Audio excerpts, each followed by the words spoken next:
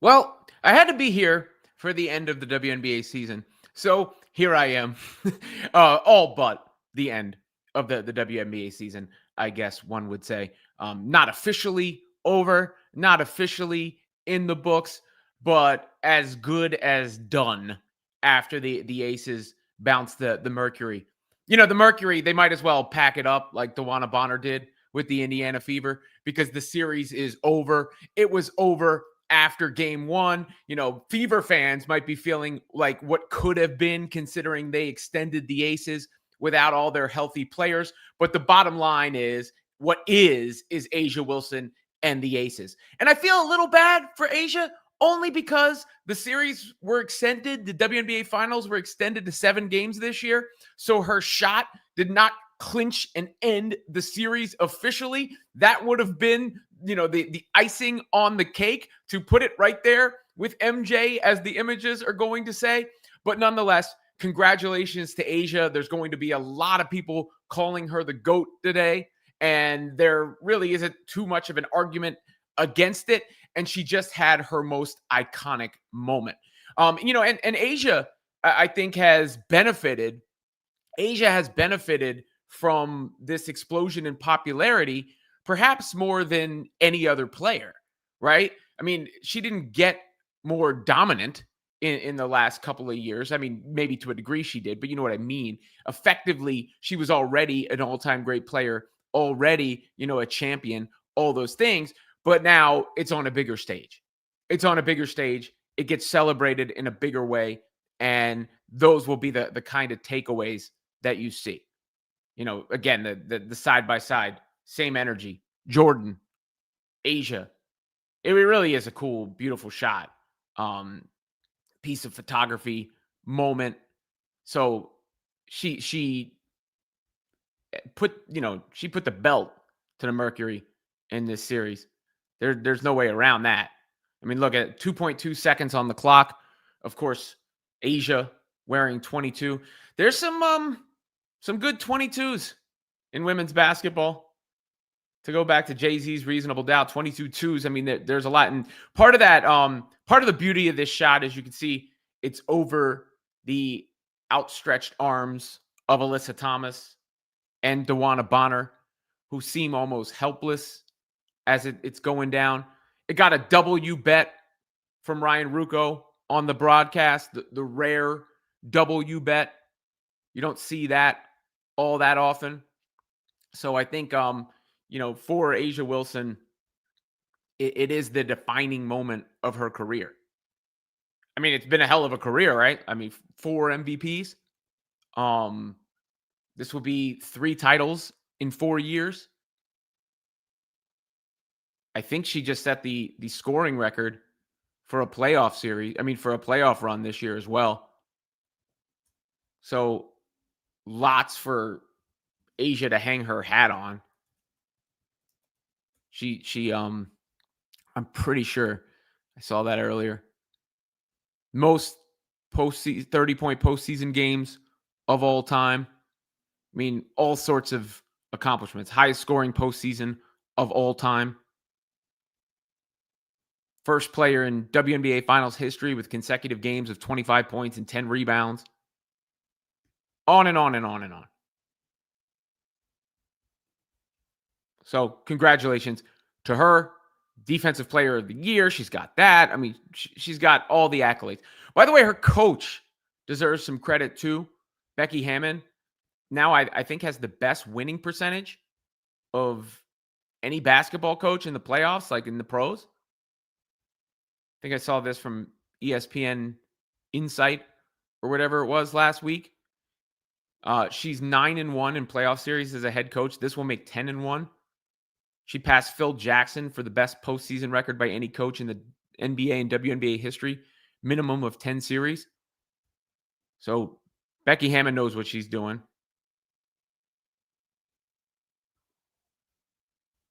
She knows what she's doing. I mean, she knew what she was doing in drawing up the play for Asia. She didn't make it too complicated.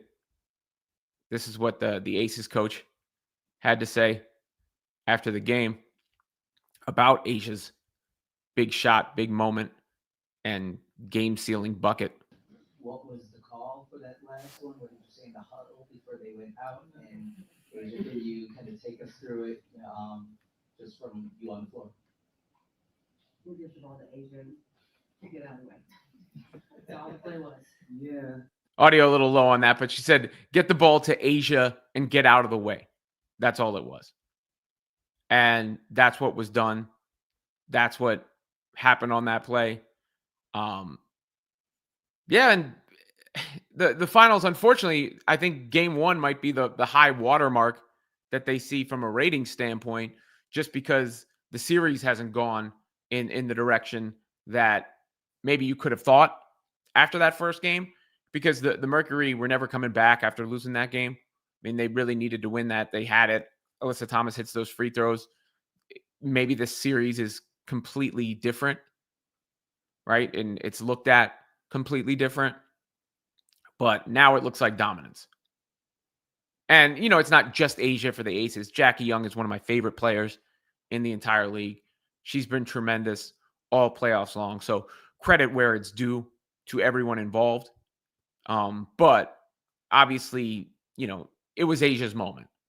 And she's being appropriately recognized for it. LeBron James posted to a Nike ad last night. A lot of the recognition going around. Deservedly so. Deservedly so. Get those likes, subscribes in, member chats, super chats. Will go first, of course, as always. Probably a fairly abbreviated program today, but like I said, I needed to be here for what was essentially the end of the WNBA season. That's a wrap. That's all, folks, as they say. Oh, the shot itself, from the floor, this was the video captured by the WNBA. Should be good on the copyright here.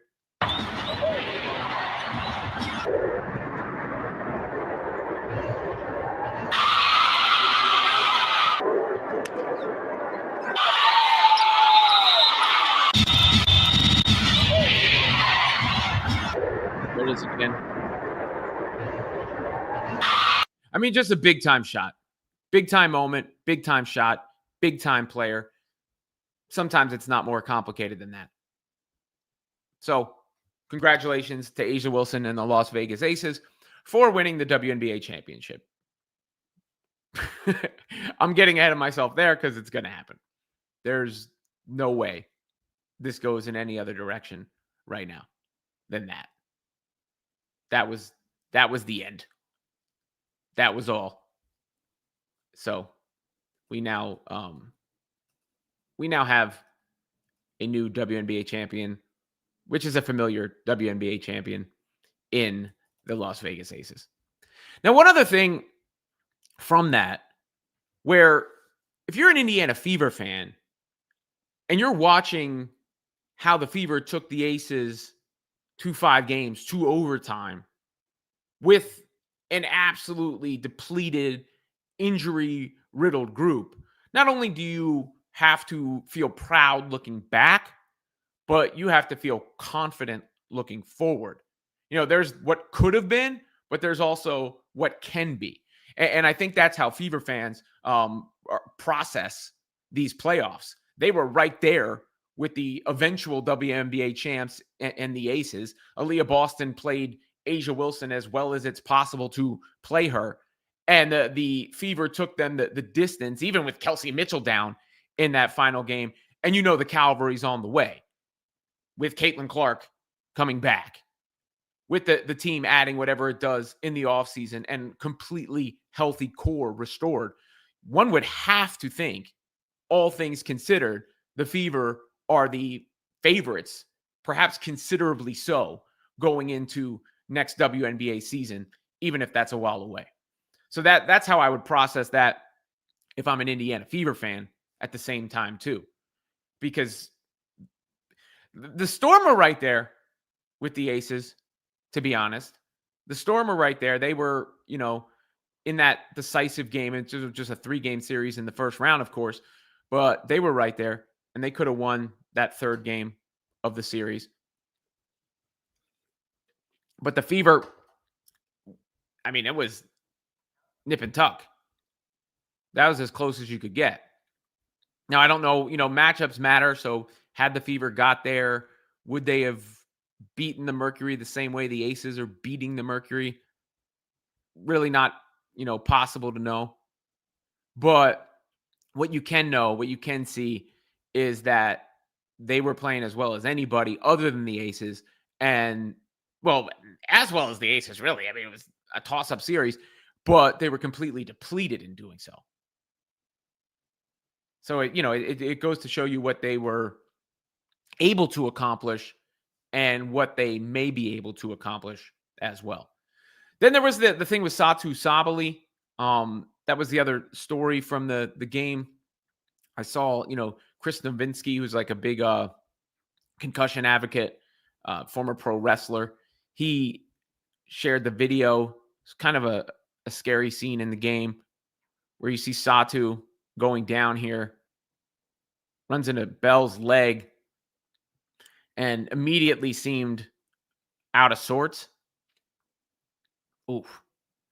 Immediately seemed out of sorts and wasn't even, I don't know if she was helped off properly or not. I don't know what the protocol is. I'm not a medical professional, but there was a lot of speculation about, should have been a stretcher or wheelchair or something like that involved. Just hope Sabali's okay. Probably out for the next game, having seen that. That's speculation, but I would guess, I would say informed speculation at this point in time, but it doesn't even really matter. It doesn't matter. The series is over. The Mercury are cooked. The Mercury are done. So for those of you who were hate watching to see DeWanna Bonner and Alyssa Thomas bounced, you're going to get your wish. You're going to get your wish. So that's basically what I got on the conclusion, or the all but conclusion, of the WNBA season. One other thing I was going to touch on was the reaction to the LeBron James thing. I don't know if everybody saw that whole deal. It's just kind of amusing to me the way that people lost their mind about that Hennessy ad. There's actually somebody, I think, suing in like claims court because they bought tickets to see the last Lakers game based on that dumbass ad that LeBron did. It was the decision to was how it was being teased. And I don't know. I didn't think when I saw, I remember seeing it unfold in real time. And I was thinking like JJ Redick when I saw some of the reactions to it. I had a JJ Redick type reaction. You guys are idiots. Who was believing that in the first place? That it was anything other than some hokey, stupid advertisement. I saw it and I immediately thought, all right, this is something stupid. And was it lame? Oh my goodness, it was lame. It was as lame as it gets. But who cares? Who cares how lame it was? Does that really matter? Did people really think that was serious? And because, LeBron, and this is where, I compare, obviously I've talked about Caitlin Clark a ton on this show. I compare LeBron and Clark in that sense where they just are able to power conversation and generate takes and debate, even off the mundane. Because in this instance, like LeBron James then became the topic of conversation. He took over the conversation and you got people throwing takes Stephen A. Smith, who's got a little bit of a personal thing with LeBron, but he is not happy. He was not happy with the Hennessy ad. Best when they said that if you make a bad movie, typically you don't have a sequel. So if you look at the decision and the manner in which that was handled and the way it served to alienate folks back at that time, you would think that he wouldn't want to remind people of that, considering the heat he took from that. And unfortunately, he was tone deaf, and that's not the decision. That's not the path that he took. This was corny as hell. It was cringy. It was all of that. We know this. you're promoting an alcoholic beverage and trying to give people the impression that this could be your final season, that you might end up retiring. And so, one other person joked and they said, you know what, that's like Jordan. Compare that to Jordan saying, I'm back. What if he had said, no, I'm teasing you, and then it happened to be a Hanes commercial? What if it had been something like that? And that's what this was the equivalent of. In the end, I don't understand why the second greatest player who ever lived, a 4-time champion, a 4-time league MVP, one of the greatest players who have ever lived, would stoop to trying to garner attention for himself with something other than trying to win a damn championship. I want to be in Southern California come June. Are Lakers gonna win? Lakers gonna be in the picture. That's what I care about. I don't give a damn about some Hennessy commercial, especially from him. A matter of fact, if you play like garbage at any point in time when it really, really counts, I'm going to think about the Hennessy commercial and wonder if you was drinking something before the game. I mean, that's what's going to have me thinking about. I want to be in Southern California. Oh my God. I love Oklahoma. Oh. I love Oklahoma Talk City about Thunder. I love the Oklahoma City Thunder. Yo, I don't want to be in Oklahoma City come June. I tried that swag. All right. So, I mean, whether or not it was an ad, that I don't think anybody, I don't think LeBron actually teased a retirement. That's what people just decided to run with right there. And Michael Jordan's "I'm back" statement was a press release, right? And it that kind of gives it away for Stephen A. How much of it goes back to the framing of Michael Jordan, right? Like how much of these things wind up being about Michael Jordan when talking about LeBron James. Here we are. He's going to be 41. He's in his 23rd years. Stat padding his way to ignorant folks out there thinking that's going to make him the GOAT over Jordan, not realizing that most of the stuff it took him to do in 20 plus years, Jordan did in 13. We're going to look at all of that stuff, and that's fine.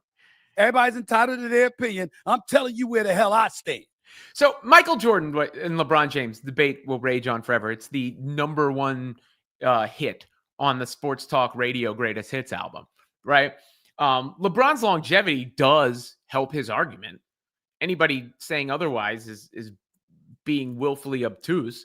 I mean, you're now, what year are we in? Where, think about the way LeBron is talked about still. He's still talked about as if he's a superstar, right? And he's 40 years old, about to be 41 years old in his 23rd season. There's never been that standard belongs only to LeBron James. LeBron James has created a standard that belongs only to him.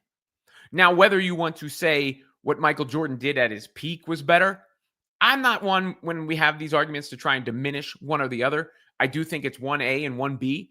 And anybody who tries to dismiss the debate hasn't been around for the last decade. Because once you're in the GOAT debate, you don't leave it. That's not the way it works. This thing will rage on forever and ever. You could pick it up, in any random place by just broaching the topic. Hey, who you got, LeBron or Jordan? I mean, Patrick Mahomes yesterday was on he did like a little cutesy one of these pick player things, and it was funny to see the NBA players he picked and what he avoided saying at the end, which is kind of the point that I'm making right here. This was Mahomes in this game that came from the Chiefs. I think they put it out themselves. I'm taking Prime Shaq. Prime Shaq. God, that's my guy, too. I'm still taking Prime Shaq, unfortunately, as a Mavs fan. I'm taking KD. Longevity gives it to him. Steph got the championships and longevity. I got Kobe. Got LeBron. No comment. So no comment at the end. Didn't want to get flamed. I did a take why I thought LeBron was the best player of all time in 2017. That got 10 million or so views. And that shows you how long this has been going on for. It started with a Jay-Z quote, by the way. Start a Jay-Z OnlyFans channel and leave it out of your basketball channel, please. He is factually not the greatest rapper. Great, like LeBron, but not the effing GOAT, man. Facts. What are the facts? Because I could tell you some facts. The only, he's in the Rock and Roll Hall of Fame, Songwriters Hall of Fame. How many consecutive #1 albums?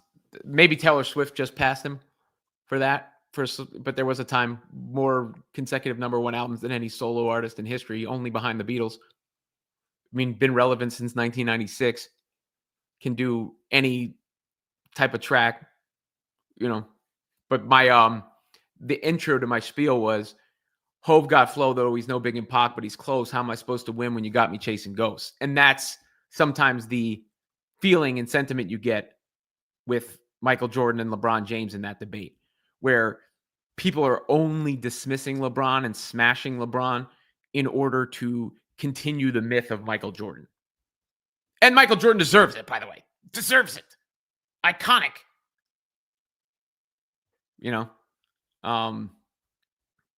So there you have it. That's just amusing to me. I see people complaining. Sorry, guys. This is who I am. Take it or leave it. Like it or hate it. These are the things I'm into and interested in. And I will find a way to bring it back to Jay-Z. Usually, my thing is I got a Jay-Z quote for any situation. Like and subscribe to the channel. Get your comments in. Member chats, super chats go first. I'll get those in right now. Let me get to the comment section because that's about all I had to say. Carol Ryan says, good morning. Here to celebrate Quitter's karma. That being the end of DeWanna Bonner's season. Ben says, Asia hitting that shot over AT and Bonner made it even better. Even better. Would have worked, but no, I'm just kidding. I'm not trying to be a grammar jerk. Sorry. I couldn't help myself. Chris Ward says, love seeing Asia owning AT and Trader as DB, even though I'm not a big Asia fan. Randall Flagg says, preferring someone to AT DB is a pretty low bar. Look at that. That's the low bar, says Chris. That's kind of the popular sentiment. I mean, I think that's where a lot of Fever fans are coming from, right? Going into this series. Not big fans of DeWanna Bonner or Alyssa Thomas.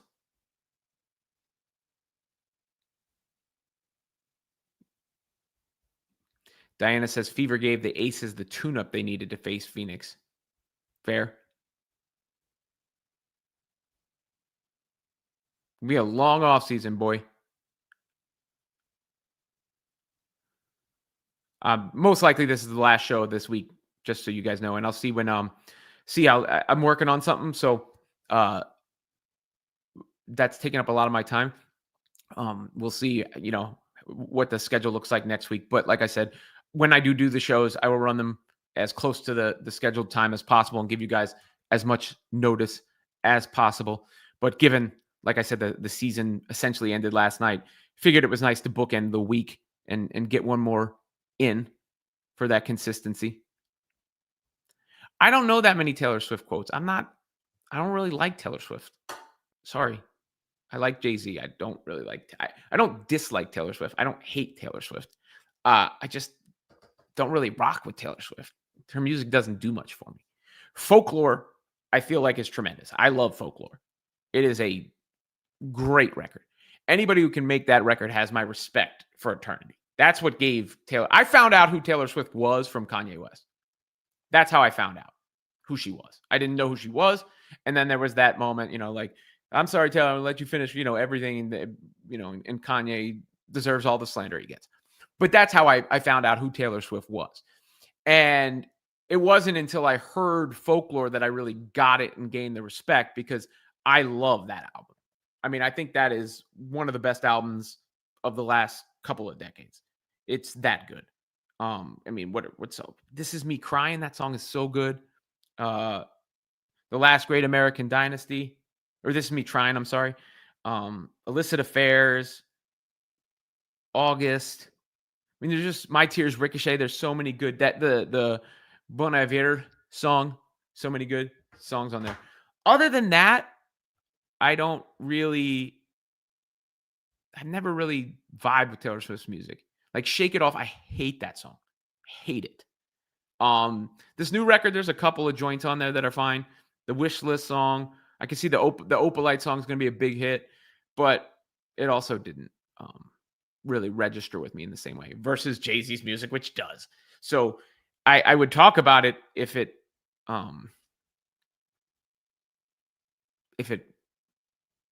grabbed me. It just doesn't. So I can't lie. Rick T then says, if CC had not been injured, would the Aces be in the final? Look, I believe with a healthy Caitlin Clark, the Fever win the championship. I believe that. I can't prove it. It's not possible to prove it. But I believe it. Having seen what the Fever were able to do otherwise.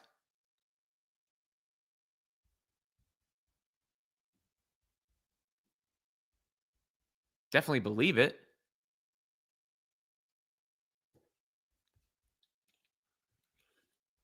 Because I think people forget, just who Caitlin Clark is.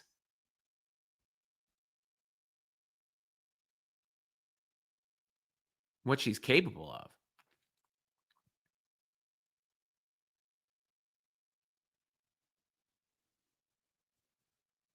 That's kind of where I land there. Chris Ward says MJ did enter the NBA at a different time too and took the league to a different level. I'm not sure you could say the same of LeBron, but he is in the debate. Oh, I agree. From if we're measuring it by pure impact, I don't know if LeBron or anyone can ever be Michael Jordan.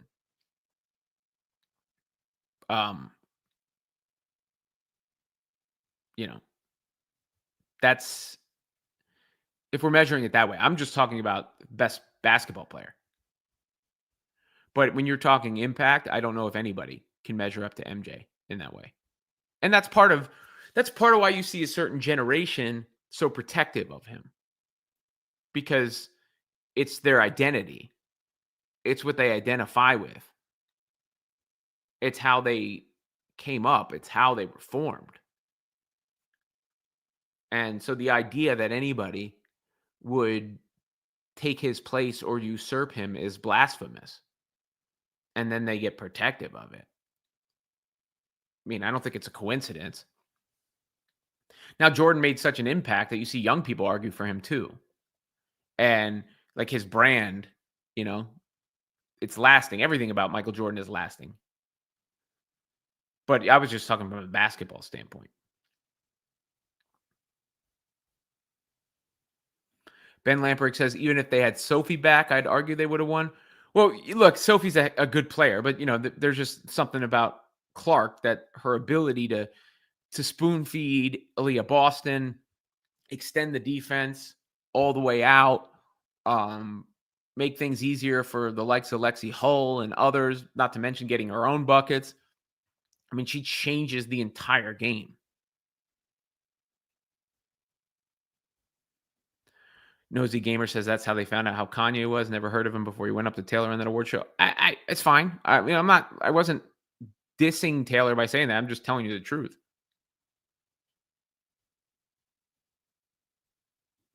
CC changes everything. Gets AB and Lexi better, easier looks, adds 15 to 17 points to the game and frees up Kels because she didn't get the best team's defender anymore. True. Johnny Fox, CC makes passes that cause you to involuntarily drop your mouth and widen your eyes, like unbelievable. Yeah, I mean, I say this, like makes you make those involuntary noises, like, like you can't, or Adam Sandler, like, since we saw her with him yesterday.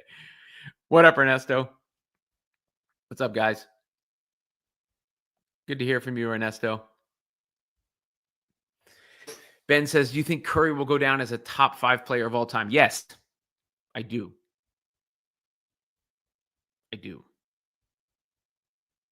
I have Curry in that realm right now. All right, well, we still got people coming in here, so get any more chats you want to get in. Shouldn't bounce right as the audience is growing a little bit, but I've said what I have to say. So any more member chats, super chats, get them in. I'll answer anything. We can talk about Taylor Swift and Kanye and Jay-Z, or you can talk about the Fever next year, or you can talk about Asia Wilson's shot to, essentially win the finals. Get those in. I think I got all the member chats so far. I don't know what is this a Taylor Swift lyric, Diana? You're quoting? I'm assuming.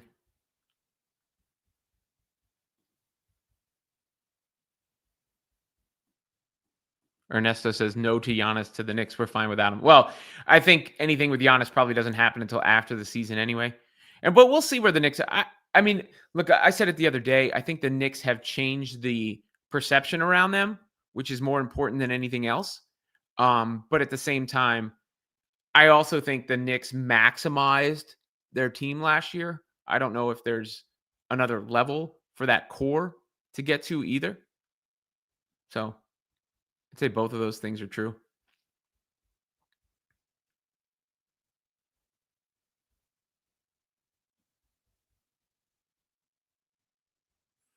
Oh, Peter, Paul, and Mary. Sorry. I couldn't tell you. Who are Peter, Paul, and Mary? Fever 2026 is all I'm living and breathing for. Well, keep it going. You got to stretch it a little bit. When does that like pick up? I would guess like February is when I would say the anticipation will start to pick up because of the free agency. If they indeed get the CBA done.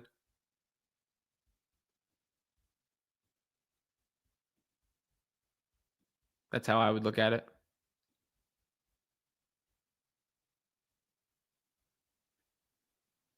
I mean, Ernesto, I don't know who the Knicks really have off the bench that much. I know that was the criticism of Thibodeau. We'll see.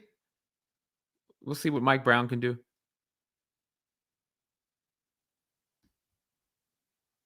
All right, y'all. Any more chats? Get them in. Get those likes, subscribes, run it up. Made it all 4 days this week. Congratulations to me. I'm afraid the Fever front office will do another Bonner bummer. We'll see. I mean, they did. Other than Bonner, did they make a bad move? Right? And that was like extenuating circumstances. But other than Bonner, did they make a bad move?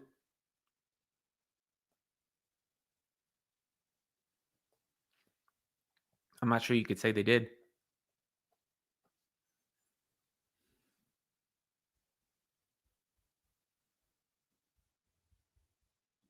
I mean, and all the signings that they made even in the season worked out.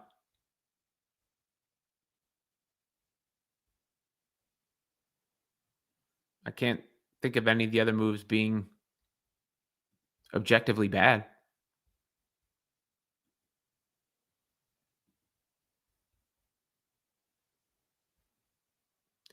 All right, y'all. That'll about do it. There are no normalized TV ratings. These are the TV ratings. Let me clear that up from yesterday. I got so many comments on that. So, new Nielsen counting method. This is how I'll end it. There is no shenanigans at foot, y'all. This is the way that TV ratings are measured now. And it will help sports. It will help sports. It did help sports. Perhaps it helped the WNBA finals. But that is the way that they're measuring. There is no other way. They've changed. They're adapting. More or less, it's the big data plus panel. This is Nielsen's enlarged viewership measurement system that will bring in audience data from its traditional panel of about 42,000 homes, now supplemented by information from sources such as set-top boxes and internet-connected smart TVs, involving more than 45 million homes and 75 million devices. The new methodology will include linear and streaming platforms, and it will involve all major sports broadcasters. So basically, what they're trying to do is capture all the people who are watching, even if they aren't watching in a traditional TV method. And the expectation from this article from Front Office Sports back in September was that live sports should see a bump of 5 to 10%, but not guaranteeing that. So I don't know what, this was not something done to boost game 1 of the WNBA finals. This was something done to try to adapt to the way that people consume television and media and broadcasts. So they're not going to report a different way. There are no normalized TV ratings. These are the normalized TV ratings going forward. So did it benefit game 1 of the WNBA finals this year versus last year? Perhaps. Probably. But it's the same for everybody. They ain't changed the rules to make Mercury Aces look good. They just changed the rules.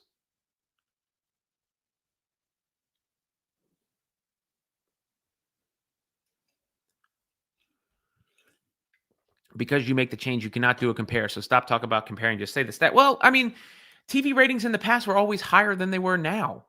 So by that same token, you can't compare to the past because the past numbers were inflated due to consumption habits, lack of competition, fewer channels, all these other things. I mean, that's the way things work.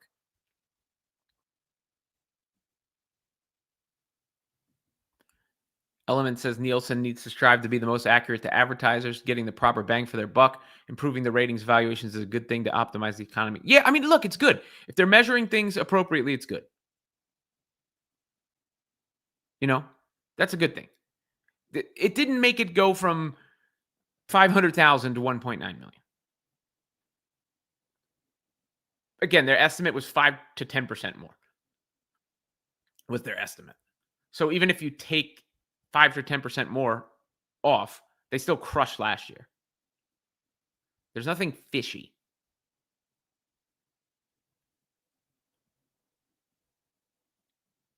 Nothing fishy. All right, y'all.